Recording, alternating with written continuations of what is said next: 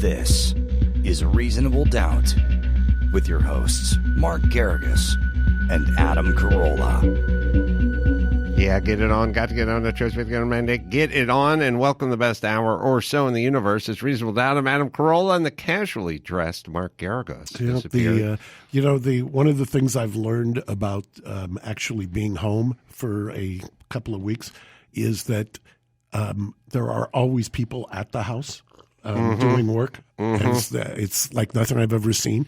I don't know who any of these people are, but they're all there, and it's like I keep saying to Paulette, you're running a corporation here. I don't understand what's happening. So you can't go anywhere, you can't do anything. You go outside, you go inside. There's workers everywhere. I don't want to correct you, but corporations take in money.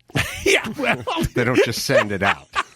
Maybe I'm a foundation. How's that? I'm the Paulette Garrigus Foundation. Yes, I'm the benefactor. It's more of that than what you would typically call a corporation. Yeah. So the upshot of that is at any point everything is disabled, whether it's water, electricity, plumbing.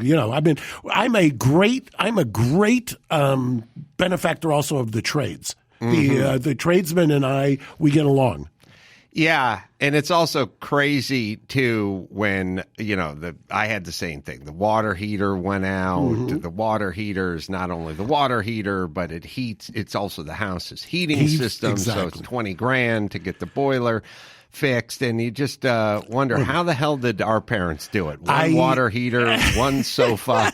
And 3 kids sitting in a room or something. One TV set. One TV set, exactly. And there's really no justification for us to continue to live there, but it's the easiest thing, I guess.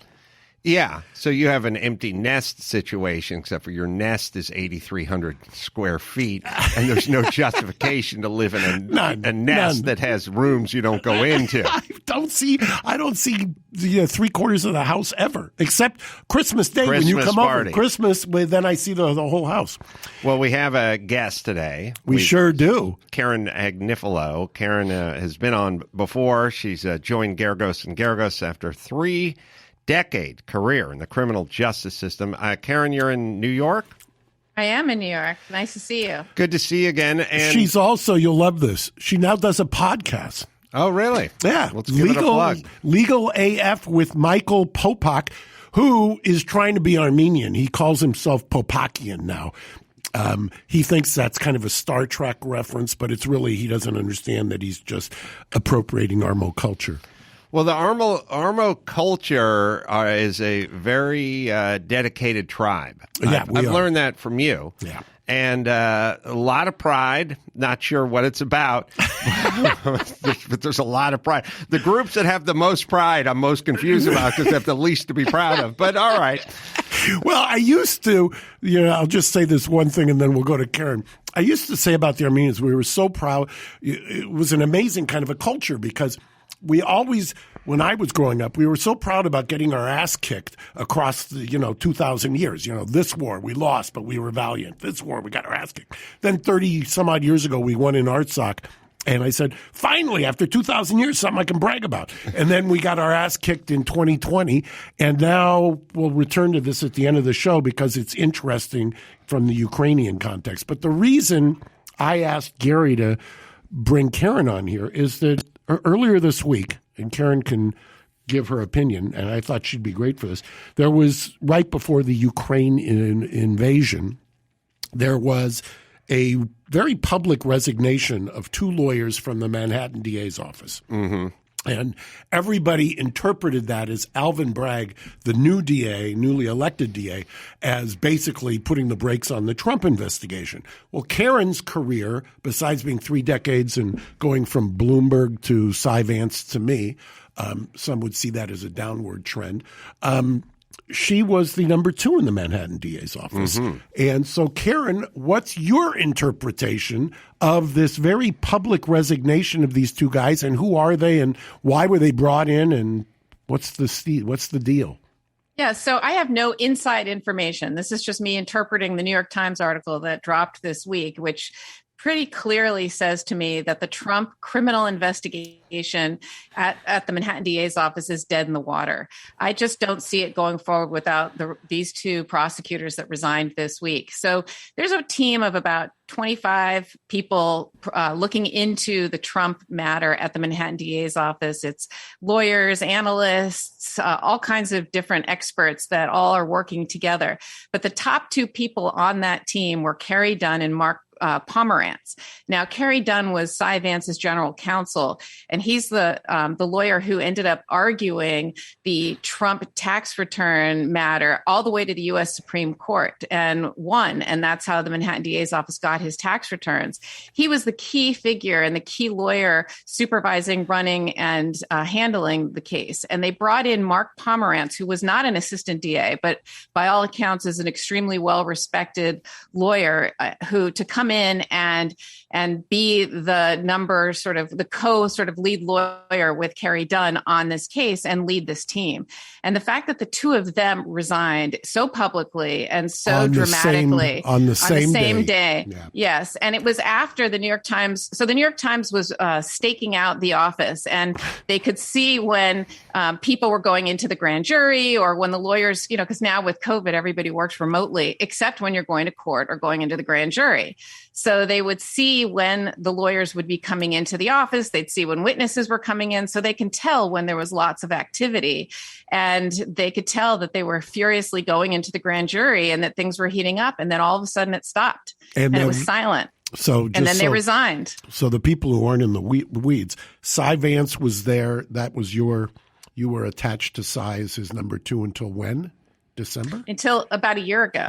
I was with him until about a year ago. I left about a year before I knew he wasn't going to run again. And I knew that whoever the next DA was going to bring in their own chief assistant. So I left about a year before the end of his term. And when did Cy leave? He just left. So this is Alvin Bragg's second month in office. Right. How would you characterize the politics of the two that resigned? I mean, the great thing about them is they aren't political. They go where the evidence takes you. This is not a political prosecution, and they aren't politically driven. They are evidence driven. And that's why they're so excellent and such good prosecutors and so well respected. And everyone would view this not as a political prosecution, but an actual, real, legitimate, serious prosecution. So I have a question. I don't know what their politics is, but I know it wouldn't factor into it whatsoever. So how do you explain, and you're going to hit me for asking you this and putting you on the spot, you've got Alvin Bragg, who's newly elected, newly installed, has been there less than 2 months, right? Yes. As the DA. As the DA. And you've got, and interestingly, for whatever it's worth, Alvin Bragg is African-American. Tish James, who's the Attorney General, African-American. Eric Adams, African-American. You've got basically a African-American power structure in New York right now, with the exception of Huckle in the governor's office. You've got New York, which at least the city is, I would say Trump is about as toxic as you could get. Wouldn't you agree with that, Karen, as somebody who lives in the city? He's not popular in Manhattan or New York City, I agree. So the calculation here by Bragg to basically, this is kind of a slow-moving DA reject is what I would call it, of the Trump prosecution. Is he calculating that better to do this as soon as I get into the office so that people forget about it by the time the election comes along? So I don't think that's what it is. I think so. The Attorney General, as you pointed out, is Tish James, and she was having a parallel civil investigation while Cy Vance was having, and now Alvin Bragg having, the criminal investigation into Donald Trump. And it was widely reported that they joined forces and they were doing a joint investigation. In fact, Tish James seconded two of her lawyers to be a part of the team at the Manhattan DA's office. And they were lockstep together doing this joint investigation. And then a couple months ago, something really sort of stunning happened.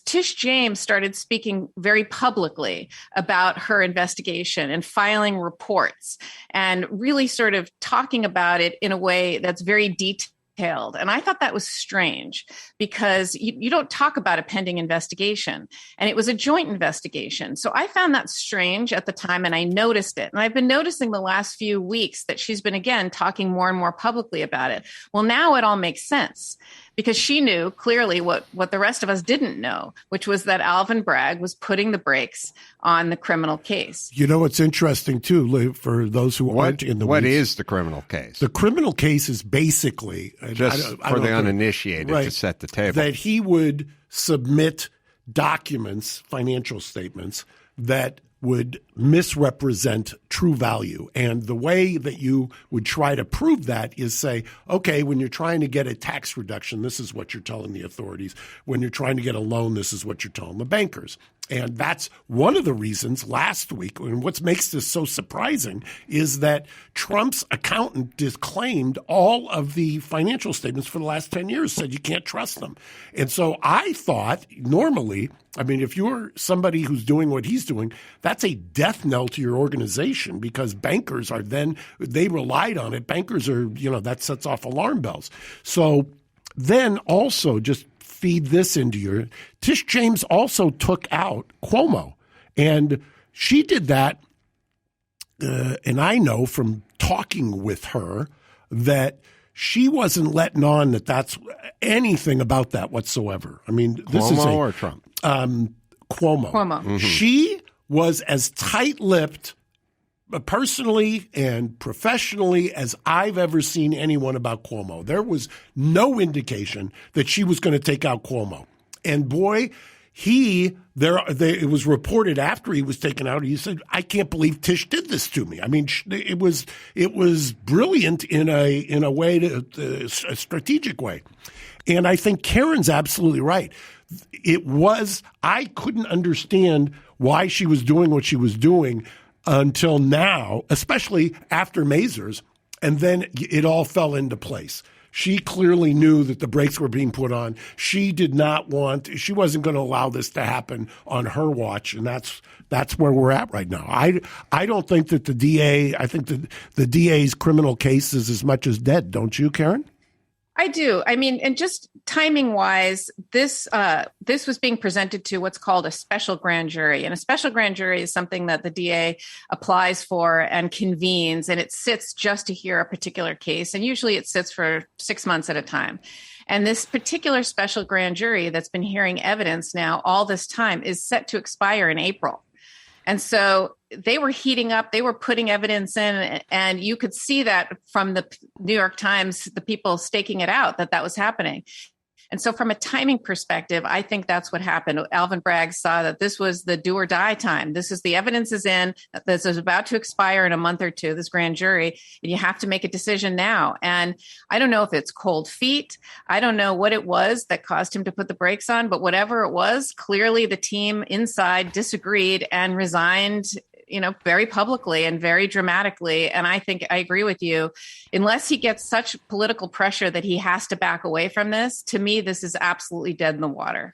How much of this is political? I mean, we're talking about New York hates Trump, essentially. Yeah, New York City. I wouldn't say all of New York. There are pockets of New York which are MAGA land. I mean, clearly, you go upstate New York, and there are spots that are, to me, as red as any other places I'm driving across the country. Amongst the people that hold the levers of power, I would say he's disliked.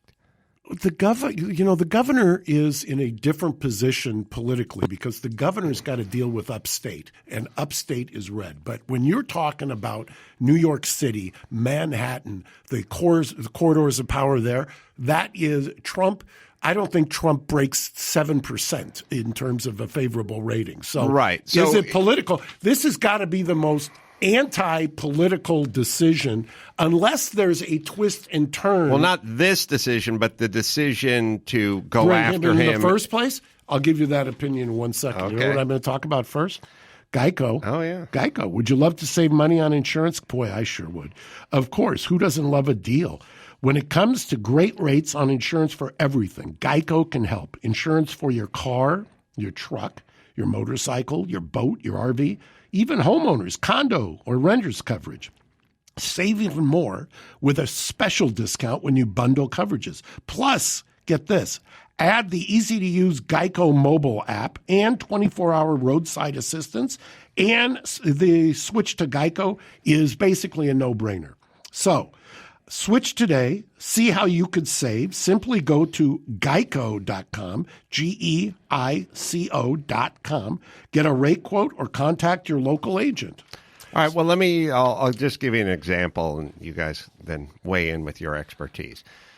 Is it a situation that's almost like the Steele dossier and Russian collusion and all that, where they said, here's what we think happened, let's get this done, and Mueller spent a lot of time trying to get it done, but he couldn't find enough meat on the bone at the end? Is this a let's get Trump, but they weren't able to find enough meat on the bone, and instead of drawing it out, they just went, we'll nip it here? I think it's a change in calculations by administrations, and I won't put Karen on the hot seat, but I think everything I've known about Cy Vance, and obviously Karen, Cy's made some very tough decisions that politically did not make sense. Would you agree, Ms. Agnifilo? Well, I agree, but I also think that just reinforces the fact that a district attorney does not allow politics to enter into, if a good DA, and Cy Vance being an extraordinary DA, is you don't let politics enter into the criminal justice system. It's all about the evidence and the facts. It's not politics. And the interesting thing about the difference between somebody who's an elected official versus somebody who, like Mueller, was appointed. Mm-hmm. I mean, I've got no use, and I've said this a zillion times, for special counsels. I don't want a prosecutor who's investigating a person first and then the evidence flows behind it. But if you've got a DA, and that's why Alvin Bragg is interesting, there's got to be some calculation. Either he took a look at it, he was briefed on it. I mean, I could see a world where he says, I've looked at this, I'm not comfortable with this. I don't think you've proven anything. And to me, it looks like a witch hunt, and I'm not going to be part of it. I'm newly elected. I'm going to make a tough decision. I'm going to do it now. Or something else is going on. And I just, that part, I don't have an interpretation. What is that? I think. Yeah. I was just going to say, I think, Alvin Bragg had a rocky start. He was just elected. On his first day as DA, he submitted this thing called the Day One Memo, where he's being extremely widely criticized because he's very progressive. He's like George Gascon in LA. And, he's one of those progressive prosecutors, and he's getting a lot of pushback from some people. And I think that there's a little bit of gun shyness here. And, I think he's a little bit having a rocky beginning. And so I think that might be part of it. It's been a bad week for progressive prosecutors. I want to talk about Gascon. But so what is CNN's take on what's going on? Have we heard? No, they're breathlessly covering Ukraine. Oh, okay. Wall to wall. Let's shift to Gascon if we. I'm going to discuss Gary and Karen. I'm going to thank you. We went longer than we were supposed to, and go if you want more of Karen. Legal AF with Popak, aka Popakian. Gary, I'm going to ask you to do something on the fly because this came up this week, and it's the first time I've seen. Thank you, Karen. Yes, thank you, Karen. I'll add my thanks as well. Appreciate you. Bye-bye. Take care. There were some jail recordings of a defendant in L.A., and the defendant basically got a self-confessed sweetheart deal. And Gary may find this. I want to say I've got it. We actually played this on the Beyond Reasonable Doubt that you missed on Monday. He was talking to his dad. Yeah. Who had to be proud. So here, I'll just go ahead and Jesus Christ. I'll go ahead and play it for you now here. Just the audio we got here. Don't worry about it. It's a strike. But they're going to plead. I'm going to plead out to it. I'm going to plead guilty. They're going to stick me on probation, and it's going to be dropped. It's going to be done. I won't have to register. I won't have to nothing. For an offender, you don't have to register? I won't have to do none of that. So what are they going to do to you then? Nothing. We have a bit of dead air here, but there's a little more. If there is the next time I ever get in trouble, I'm leaving the state. I'm leaving the country. I ain't staying. There's also another one in there where he's talking about transitioning and blah, blah, blah. So this is the case where, it's an interesting thing. I was talking to Dr. Drew about it. I've always said this. Control the language and you kind of control the narrative, And so the language is so fucked up now because everyone got hold of it and fucked it 10 ways to Sunday that everyone is stumbling over, what are my pronouns? Is it he? No, she? No, he? No, she? They transitioned or whatever. But the story, you think about the optics, right? So just think about this. Think about the word assault. Okay.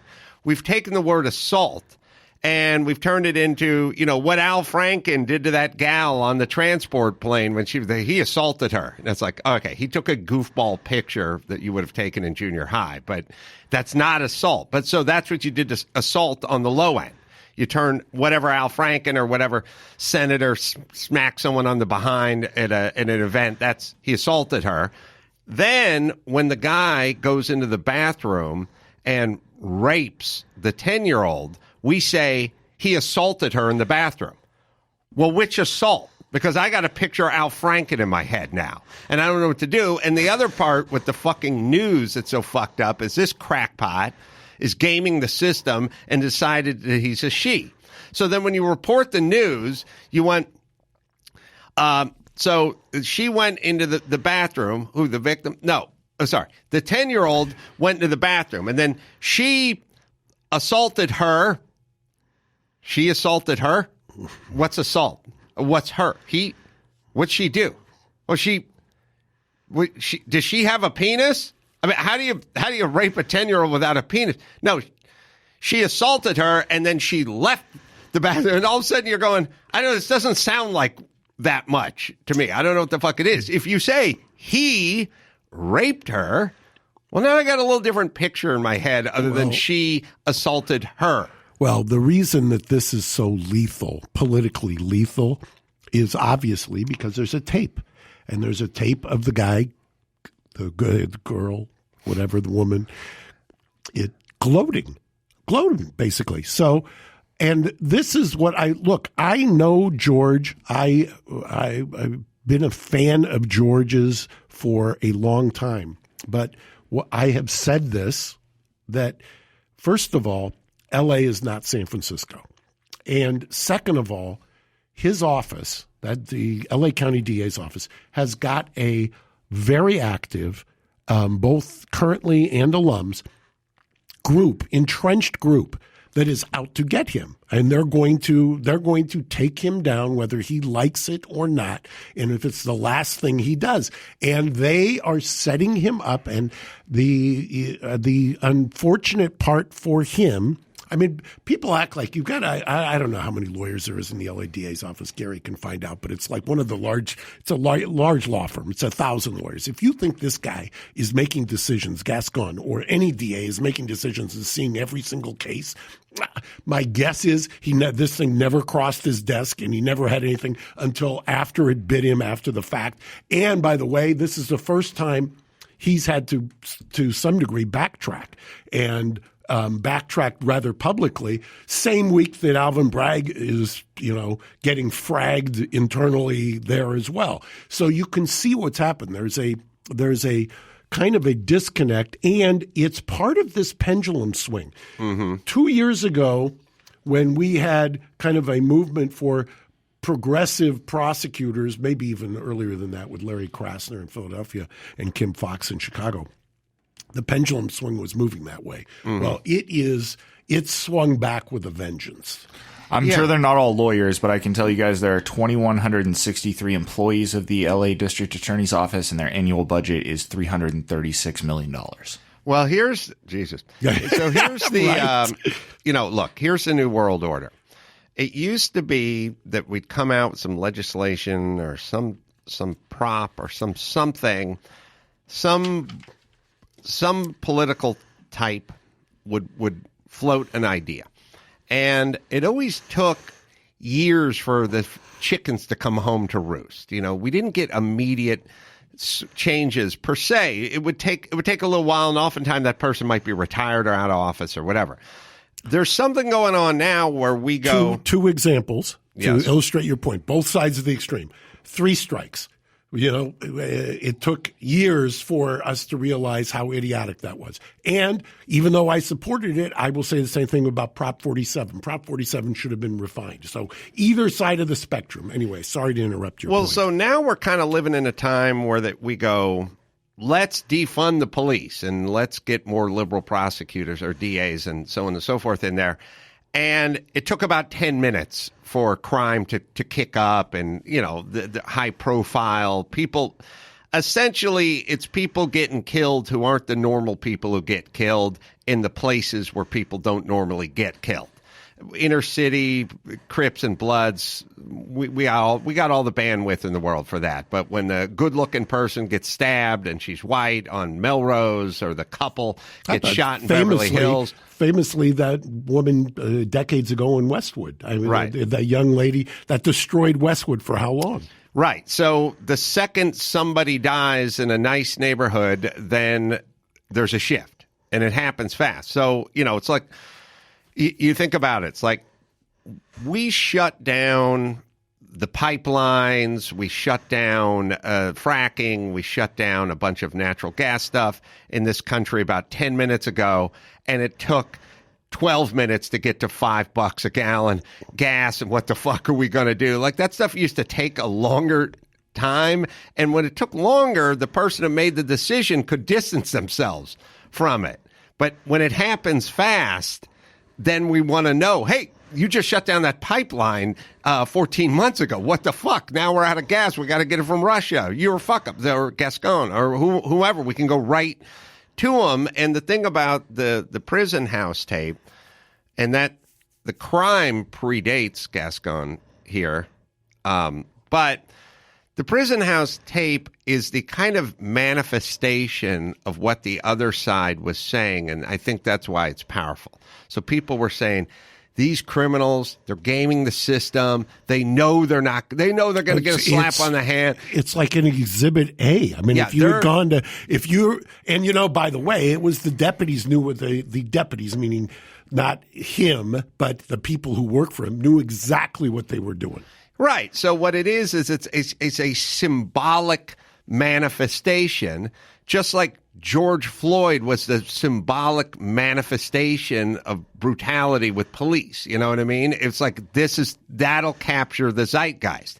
And so this tape of this guy, now, of course, he sexually assaulted a 10-year-old. He didn't go into the Walmart and steal $900 worth of goods. You know, he sexually assaulted one. Then he's talking to his dad, which gives it an extra element of sort of surreal and gross. And then he's cavalierly sort of bragging about it. And then he's talking about, well, I'll get a sex change, or I'll identify as a woman. I'll go to a woman's prison. And it's got every element of what the other side is outraged about. Right. That's what I said. It hits every hot button issue and crystallizes every hot button issue to the point where if you're Gascon, you can't walk away from it. You have to deal with it because it is explosive. It's radioactive. And I think they tried a recall on him. They didn't get much traction, but now they're getting traction. And now I believe his own folks are signing up. And that's, you know, when you lose your own fans or you lose your employees, essentially, that's when it turns. When you take somebody like Rick Caruso, and Rick Caruso's known George for decades and was supportive of him, and he's abandoned him. Yeah, so maybe the writing's on the wall, and maybe we'll get a pipeline, and maybe we'll get some tough DAs. I don't know. Look, there is, as somebody who spent all of my professional life in the criminal justice system, I can tell you there are a zillion different criticisms that you can level at the criminal justice system. Prosecutors, you know, there are great ones and there are just slovenly, lazy ones. And you and I have discussed a zillion cases. It's an unwieldy bureaucratic institution and it needed reform. It's just there's got to be a happy medium. Well, see, I'll go back to energy for a second. the answer is, we would like to not rely on fossil fuels. So then AOC comes in there and she goes, good, shut it all down. And shut down nuclear for some reason. Forget about us. We'll use Germany. So Germany gets Angela Merkel in there, and she goes, no nukes. I don't want nukes. I don't want to rely on all this energy, all this carbon-based stuff. I don't want nuclear, so let's get some windmills, let's get some solar panels, and let's move forward. And you go as a notion, as an idea, you go, yeah, I'm all for that. Just like I'm all for reforming the system. You're taking too many low-level petty crime guys of color and locking them up for extraordinary long periods of time. Yeah, let's fix that. The problem with the fix isn't shut down all the nuclear power plants, because then the solar and the wind is not enough to power your country. And next thing you know, you got a pipeline coming in from Russia, and you're paying Russia for the fuel, for the carbon-based fuel that you could have produced yourself. And by the way, so it's like, here's what we want to do, but you can't just go, I'm not going to prosecute people who are involved with crime, because then it spirals out of control. So it's a finesse thing. I agree with you. Let me also build on that, because it's interesting. There's two things you said. Gary can look this up. When Ukraine went separate, part of the agreement for Ukraine was, I believe, to return 1,600, and I don't quote me on the number, nuclear devices. And in trade for that, I believe they got their border.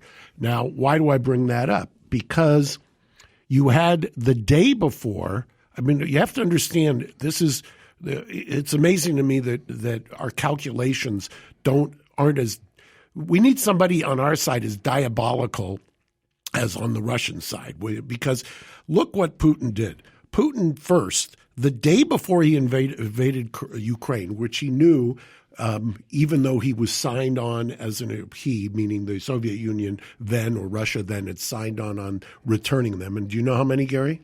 I don't have a hard number here, but it says thousands. Yeah. They were the Soviets. Sorry.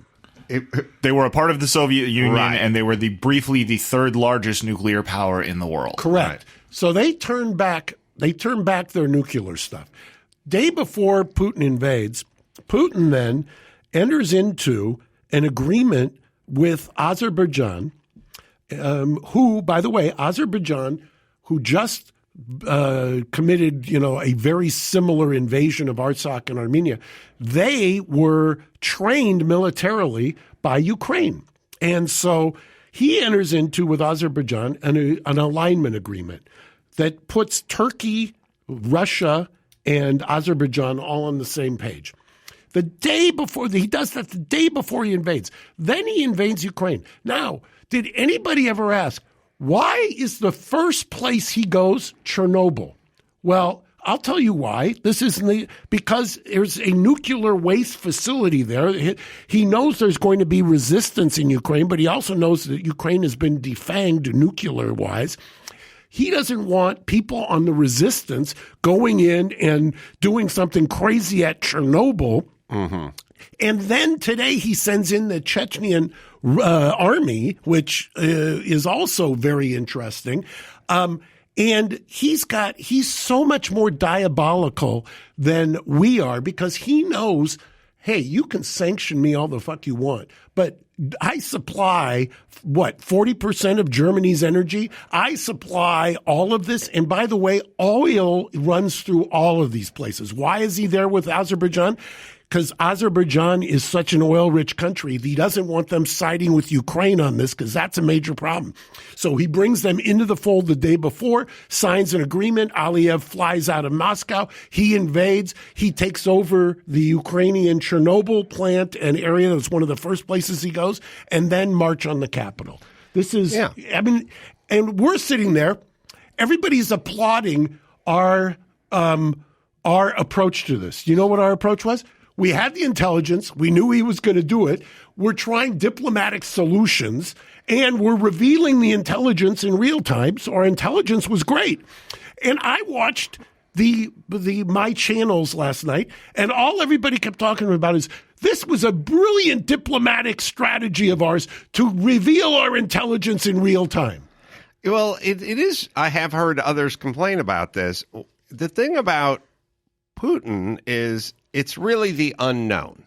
That is his superpower, is the who the fuck knows what that guy knows and what he's thinking about. And I think Trump used to say, I'm not going to tell you guys what I'm going to do or what I'm not going to do. You're going to find out. And when you plant the seed, it's like if you sit across someone on a poker table and they lay their cards down on the table, then they want to. You can't bluff if I know you got a pair of twos. Well, you got to make me think you got a full house. And by the way, he fooled not just America. He fooled Macron was over there and admitted yesterday, finally, basically there was duplicity involved. Really? That's your great admission after all these diplomatic efforts? He had a plan. He had amassed 175,000 troops. You had a telegram coming the day before with the Aliyev thing, the alliance with Turkey to carve up this area and reduce American and Western influence.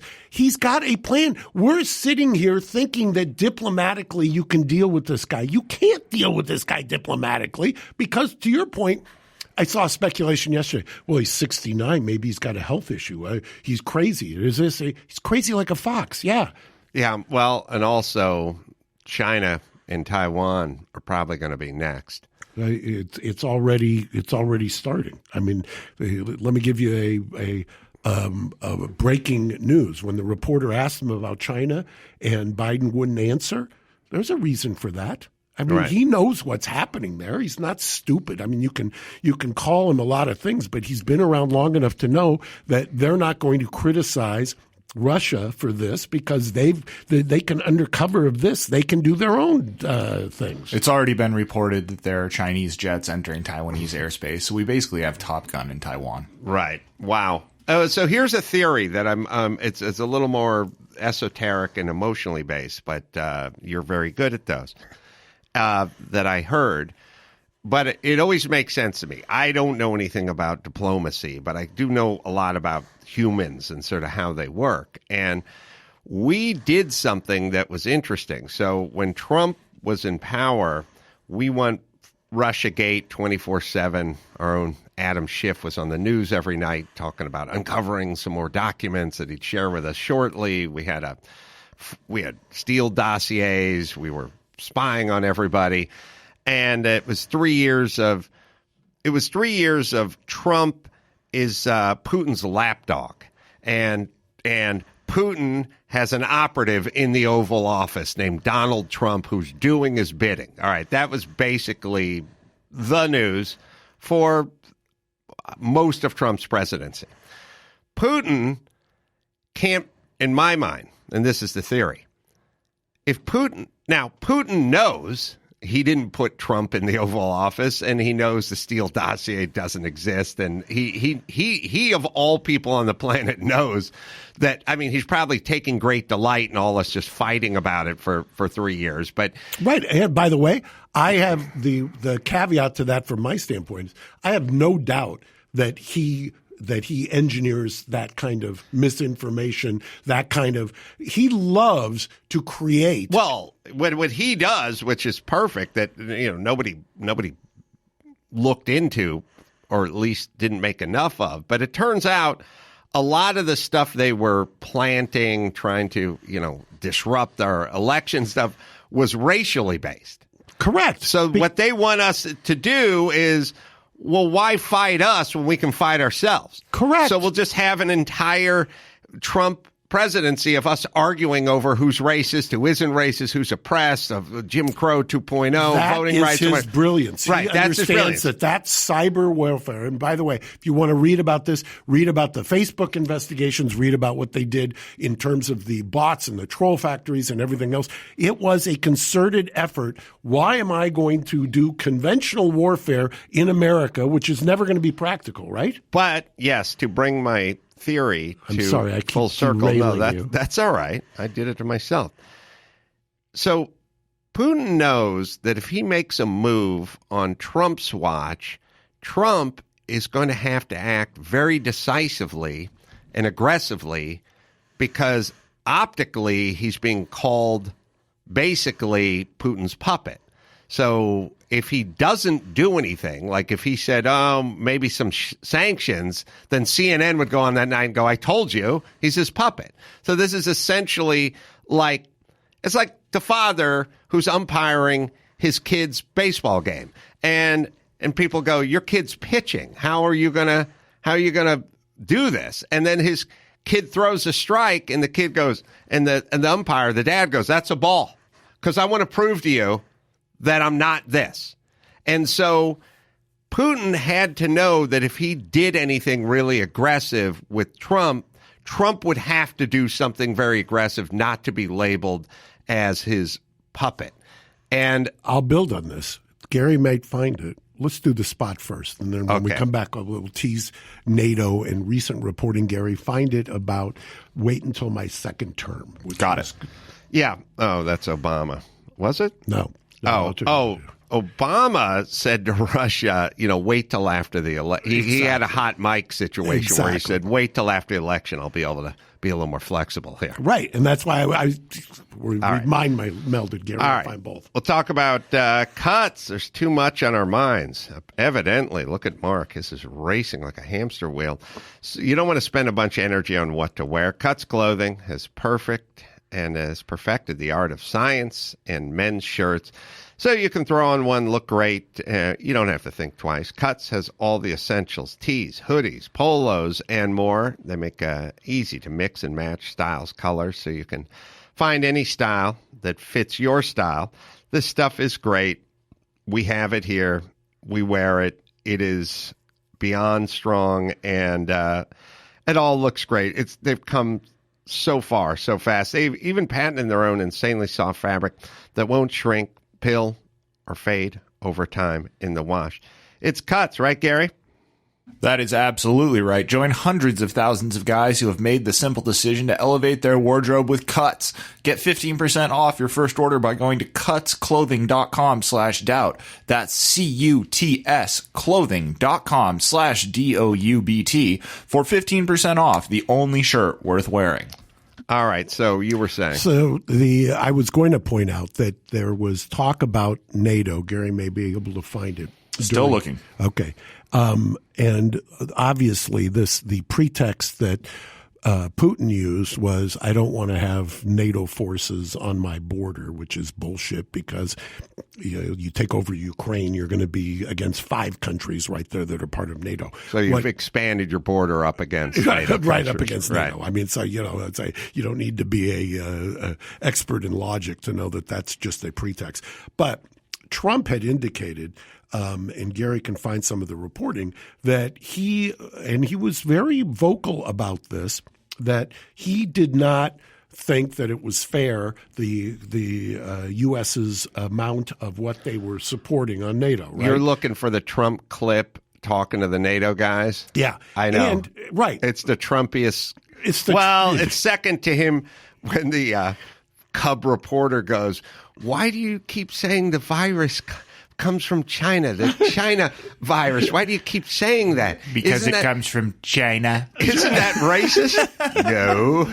It's from China. Yeah, it's fantastic. That's the Trumpiest. But this is the second Trumpiest. And look, for all those who hate Trump because of the way he tweets or the way he talks or how he is with the ladies or something, you're not having a beer with the guy. He's trying to set up he's trying to run. By the way, let me give him some credit and point out why we're in this problem right now. He laid out, and I don't know who explained it to him. Maybe he came up with it. I doubt it. But he came out and said, wait a second, we're doing basically 3% of 4%. GDP, 4%. You're doing 1%. And you're telling me we're going to sanction and do this while you're spending billions on energy talking to Germany. And what the hell are you – why are we supporting you to protect you while you're doing billions of dollars? That, to me, you have to – I don't care how much you hate somebody. You have to deal with that argument. And why didn't we institute a revocation of the SWIFT system yesterday? If we really meant business, that is a nonviolent way immediately to do it. Well, guess why not? Because it would have crippled Europe. Right.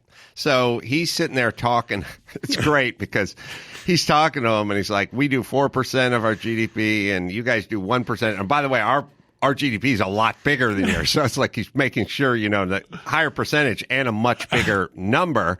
And you guys are getting your stuff from your oil or gas, natural gas from Russia. And then you want us to protect you. And then right. There was a great moment where the poor cuckolded guy from the UN was like, well, you have to understand that it's nuances. Come on. What's nuanced about what I'm, he's like, come on. It's like he was at a deli talking to a guy about a real estate deal in 1974. It was exactly what it was like. I thought he was at the Katz deli talking about, this is Manhattan, Right. Why am I paying these kinds of developer fees when you're over there and you're getting free public housing? It's on the internet, this thing. I think somebody tweeted it to me, Gary.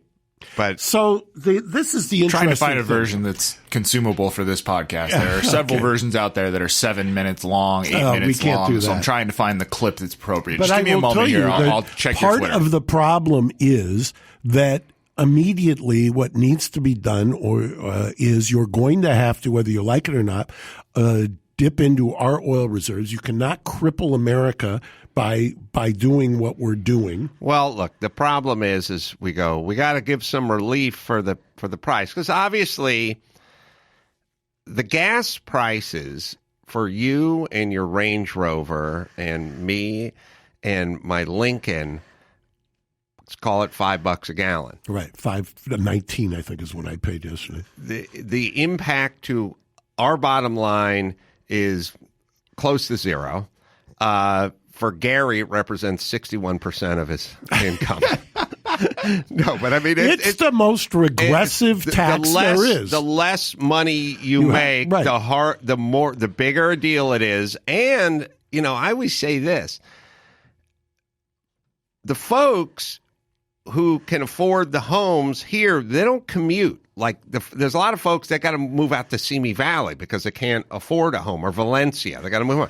Or what about the poor, the gardeners driving up the beat up Ford F-150s in our neighborhood? They don't live in our neighborhood. Yeah, but the one good thing is maybe they'll use less of those goddamn leaf blowers, which was particularly bad today. I'd say yes. But you know what? A simple solution there. Okay, you don't want to open up the oil reserves. But I do want to say that when we float ideas like, we'll just relieve the gas tax and we'll take that off the table. All right. Well, in California, that'll get gas from $5.17 a gallon to $5. That's not as impactful as taking 17 cents off a gallon. It's a step in the right direction, but it's still $5 a gallon out here. The oil reserves are good for 3 days or something. How about, by the way, put some pressure? You want to do something? Put some pressure on OPEC. Yeah.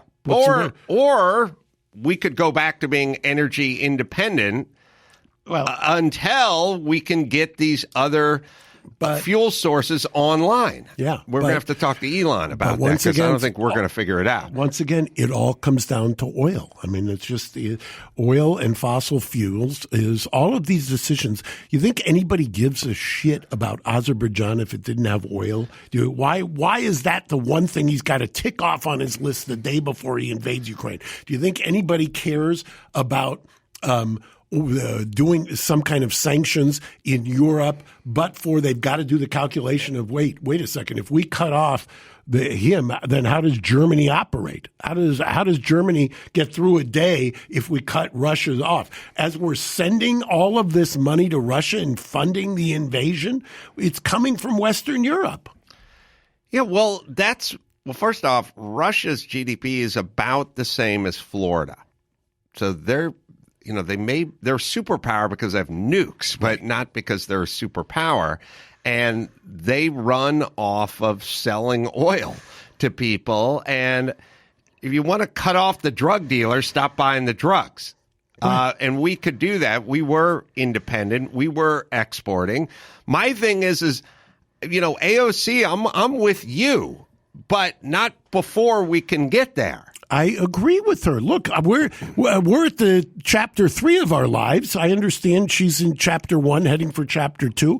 I'm with you. I've got kids, hopefully grandkids in a future, but understand something. There are Machiavellian, diabolical people in the world who are in control of the fossil fuel industry. And until we free ourselves from that, we're going to be constantly reliving these conflicts. Right. So Greta Thunberg and your quest to have to be carbon neutral, you're making the worst people in the world rich.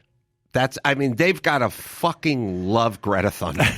They have to love all these people. It's the law of unintended consequences. Did you see, oh, God, another clip for Gary. But did you see John Kerry? No. Oh, John Kerry did an interview, and he's like, I hope that this whole Russia invasion thing doesn't distract Putin from the real menace, which is, greenhouse gases and climate change. Like, he's still sitting there talking like he thinks Putin gives two shits about climate change.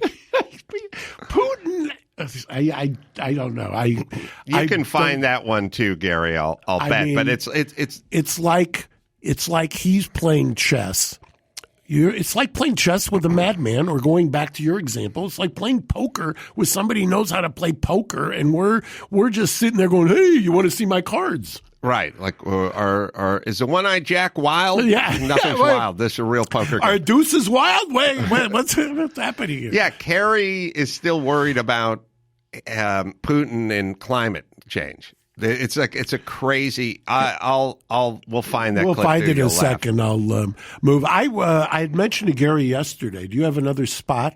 Should I tease the last thing? Yeah, tease it, and Gary will look for that. Yeah, stuff. okay. Let's move back to the jury decision yesterday on the 3 officers in federal court. I've got John Kerry if you want to. I'd like to see. I have a laugh. Yeah. He's worried about climate change. I'm concerned about Ukraine because of the people of Ukraine and because of the principles that are at risk in terms of international law and trying to change boundaries of international law by force. I thought we lived in a world that had said no to that kind of activity, and I hope diplomacy will win. But massive emissions consequences to the war, but equally importantly, you're going to lose people's focus. You're going to lose certainly big country attention because they will be diverted, and I think it could have a damaging impact. So, I think hopefully President Putin would realize that in the northern part of his country, they used to live on 66% of a nation that was over frozen land. Now it's thawing, and his infrastructure is at risk, and the people of Russia are at risk. And so I hope President Putin will help us to stay on track with respect to what we need to do for the climate. See, once again, this is just, where do you even begin with that? By the way, the people of Ukraine, the government of Ukraine supplied white phosphorus bombs to Azerbaijan to be used on people in Armenia within the last 2 years. So don't talk to me about the government and anything else that's there. And by the way, this continued idea that somehow you're going to approach and deal with Putin rationally is such folly. And by the way, that's an ex-Secretary of State. Yeah, we're worried about, he's got his eye on the prize, which is climate change. Right. Yeah, he's worried about what's going to happen. The sky. Right. I'm a 69-year-old maniacal dictator in Russia, and I'm worried about what's going to happen to the 66% of my frozen tundra that my people are living on, because I'm going to be around. I really care about that. Yeah. Also, your country thawing doesn't sound like the worst thing in the world. Maybe that's just me. All right, we'll see if we can find that Trump thing. We'll talk about the jury thing the cops and the jury and the George Floyd situation. First, I'll tell you about the cerebral. Psychiatrist visits can cost up to $500 a session, and traditional therapy can be over $100. That adds up to thousands a year. Cerebral, online mental health service that offers prescription medication, counseling, and therapy for anxiety, depression, ADHD, insomnia, and more. One of the few services that provides prescription medications online through a licensed provider and ships meds straight to your door. Unlimited messaging with your care team. Connect with your counselor, therapist, and you do it on your own schedule through a laptop or Cerebral's mobile app. Simon Biles is their Chief Impact Officer. Oh, I should say Simone Biles. Sorry, I made her into an older Englishman. Simone Biles, well, you know her. Olympic great Simone Biles is their Chief Impact Officer. She's a huge advocate of reducing stigma around getting treatment. It's Cerebral, right, Gary? That is absolutely right. Listeners of this program can receive 65% off your first month of medication, management, and care counseling at getcerebral.com/doubt. Go to getcerebral.com/doubt for 65% off your first month. That's just the total of $30 to get started. Join Cerebral today for their mission to make quality mental health care accessible and affordable for all. Go to cerebral.com/DOUBT. All right, we got a minute of Trump talking to members of the UN about oil and GDP. NATO. Oh, sorry, NATO. NATO, yeah. There And then when that's over, we'll tease. I think we'll talk about the jury on Tuesday because I've got another thought that I want on this. Okay. Just way too much going on this week. I All know. right, here is Trump speaking with NATO. But Germany is totally controlled by Russia because they will be getting from 60 to 70% of their energy from Russia and a new pipeline. And you tell me if that's appropriate, because I think it's not. And I think it's a very bad thing for NATO. NATO is an alliance of 29 nations, and there are sometimes differences and different views and also some disagreements. And the gas pipeline from Russia to Germany is one issue where allies disagree. But the strength of NATO is that despite these differences, we have always been able to unite around our core task to protect and defend each other, because we understand that we are stronger together than apart. But Germany, as far as I'm concerned, is captive to Russia because it's getting so much of its energy from Russia. So we're supposed to protect Germany, but they're getting their energy from Russia. Explain that. And it can't be explained. You know that. Well, these means you're driving the deal. Like I say, it's just cat's deli. And give me a crepe More pickles. Well, it's just at some point there's got to be a serious discussion about this. I hope ours is a serious discussion. I'll welcome anybody who's listening to tell me